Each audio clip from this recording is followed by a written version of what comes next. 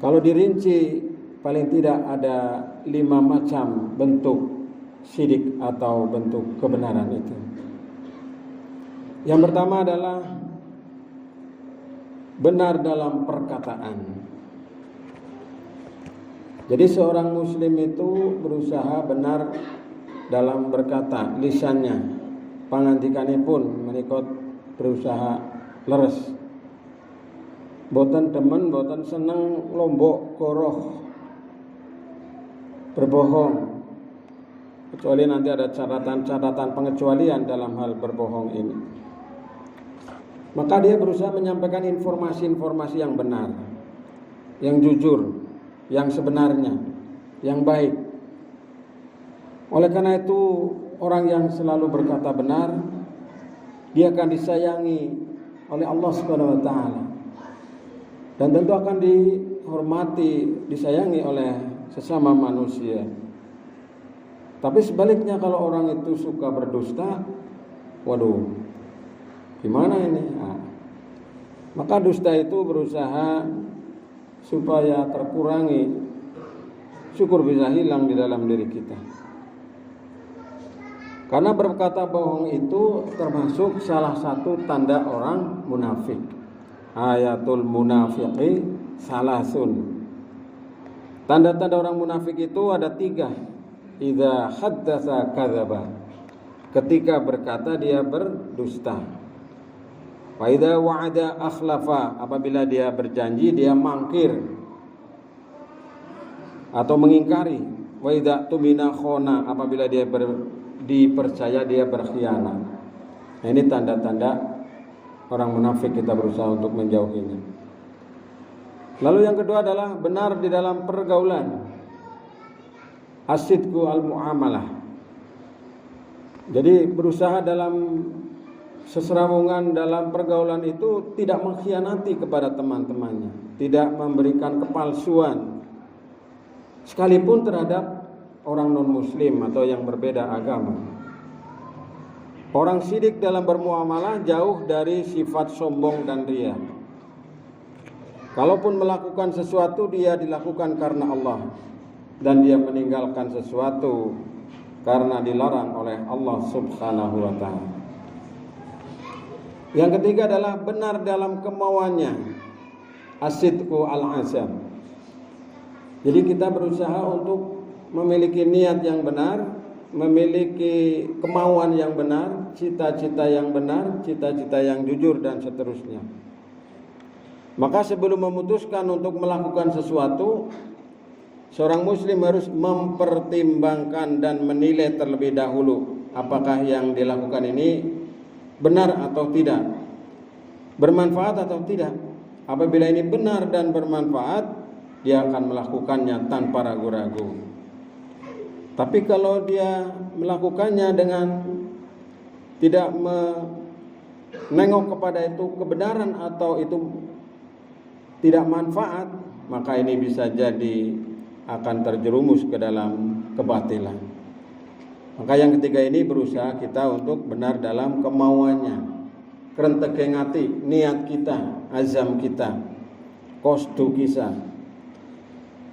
Kemudian yang keempat, benar dalam janjinya.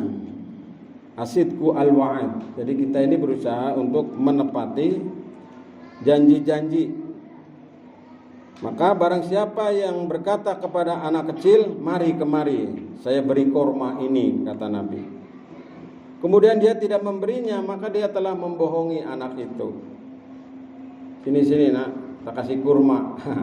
Barang nggak ada kurmanya itu. Di dalam hadis riwayat Ahmad demikian.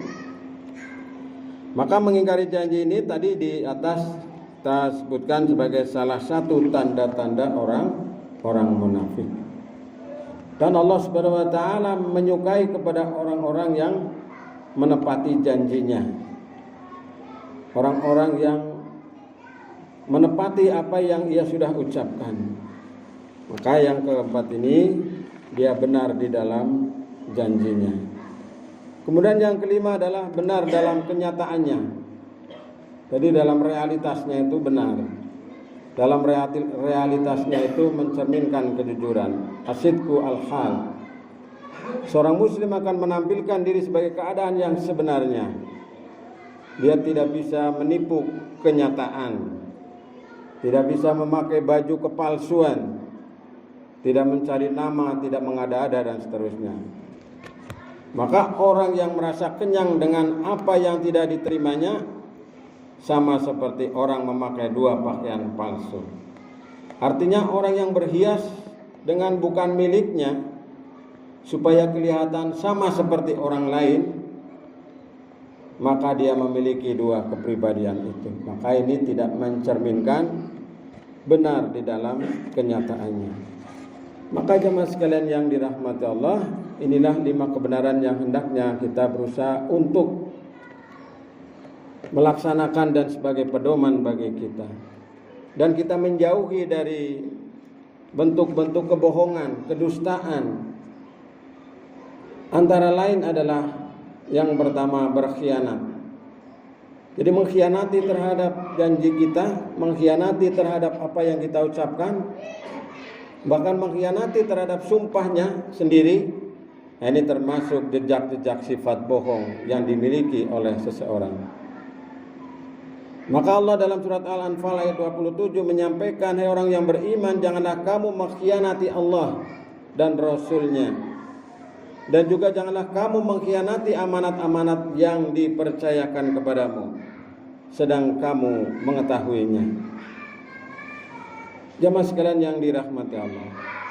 Kemudian bentuk kebohongan yang lain adalah mungkir dari janji, ingkar dari janji. Sebagaimana tadi yang kita sebutkan, sifat mungkir janji menunjukkan perilakunya memiliki kepribadian yang lemah. Sifat ini mencabut sifat kasih sayang dan bisa mendatangkan kemudorotan. Maka mangkir janji menyebabkan waktu terbuang sia-sia dan melahirkan angan-angan yang kosong. Oleh karena itu Rasulullah SAW memasukkan orang yang ingkar janji ini termasuk golongannya orang-orang yang tergolong munafik. Kemudian yang ketiga di antara yang harus kita jauhi adalah kesaksian palsu. Jadi jangan sampai suatu ketika mungkin kita jadikan saksi, baik itu saksi di dalam kehidupan masyarakat, saksi dalam prosesi acara-acara, atau saksi dalam pengadilan. Maka ini harus dihindari menjadi saksi-saksi palsu. Sekiranya tidak bisa, tidak usah jadi saksi. Sekiranya bisa menjadi saksi yang benar, jadilah saksi yang benar untuk menegakkan kebenaran, walaupun kadang-kadang itu menimpa kepada teman kita, saudara kita, atau kerabat kita. Maka ini salah satu jenis kebohongan adalah menjadi saksi palsu. Apalagi saksi itu biasanya disumpah dengan huruf qasam yang 3 itu, yang biasa populer adalah wallahi, demi Allah. Maka ini bisa mendatangkan kemudorotan besar bagi dirinya dan bagi masyarakat, dan bisa merugikan kepada orang lain. Maka orang-orang yang beriman itu dia tidak pernah berniat dan dia tidak pernah melakukan kesaksian palsu. Walladzina la yashhaduna zur, dan orang-orang yang tidak memberikan kesaksian palsu, dalam surat Al-Furqan ayat 72. Kemudian yang keempat, orang yang berbohong itu dicerminkan biasanya suka memfitnah dengan maksud menjatuhkan nama baik seseorang atau menggagalkan usahanya, atau karena kedengkian. Maka fitnah ini akan mendatangkan kemudorotan yang besar di dalam masyarakat, baik terhadap dirinya, terhadap orang lain, maupun secara umum terhadap masyarakat. Oleh karena itu Allah Subhanahu wa taala memerintahkan kepada kita agar setiap informasi yang kita terima itu dicek, tabayun. Apa benar dia berkata begitu? Maka dari dalam surat Al-Hujurat ayat 6, ini ayat yang sangat populer, sudah saya baca di awal tadi. Hai orang-orang yang beriman, jika datang kepadamu orang fasik yang membawa suatu berita, maka periksalah dengan teliti agar kamu tidak menimpakan suatu musibah kepada suatu kaum tanpa mengetahui keadaan yang menyebabkan kamu menyesal atas perbuatan itu. Jadi memang ini luar biasa, apalagi ini mau musim pemilu ini, wah luar biasa. dahsyat sekali, banjir bandang kita, berbagai macam isu, berbagai macam fitnah. Nah, kalau sekiranya ragu-ragu nggak usah di-share, cukup disimpan. Oh, ini benar nggak ya? Saya mau tanya kepada siapa ini ya? Kepada ahlinya yang lebih tahu siapa ini. Ah, itulah.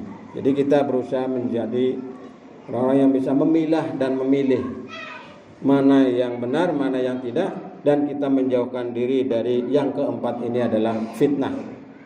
Karena kalau suatu berita tidak benar kemudian menyebar itu bisa menjadi fitnah. Yang kadang-kadang sumbernya ini jadi berantai banyak sekali, dan kita berusaha menghindarkan dari yang demikian itu. Yang kelima, yang terakhir adalah kebohongan dalam bentuk suka menggunjing.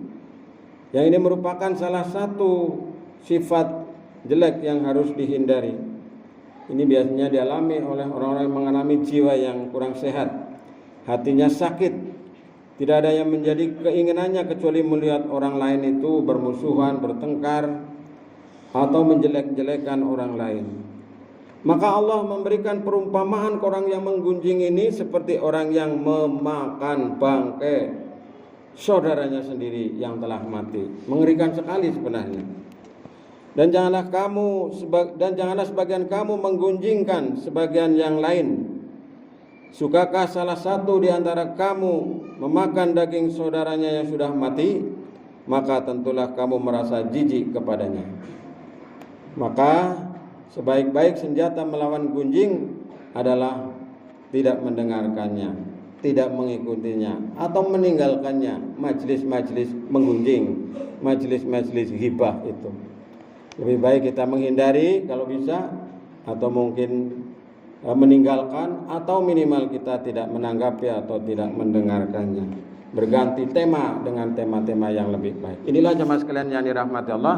Semoga bermanfaat dan kita bisa terhindar dari kebohongan dan kita menjadi orang-orang yang syirik, orang-orang yang benar di hadapan Allah Subhanahu wa taala. Barakallahu li wa lakum fil Qur'anil azim wa nafani wa iyyakum bima fi minal ayati wa dzikril hakim. Aqulu qawli hadza astaghfirullahal azim innahu huwal ghafurur rahim.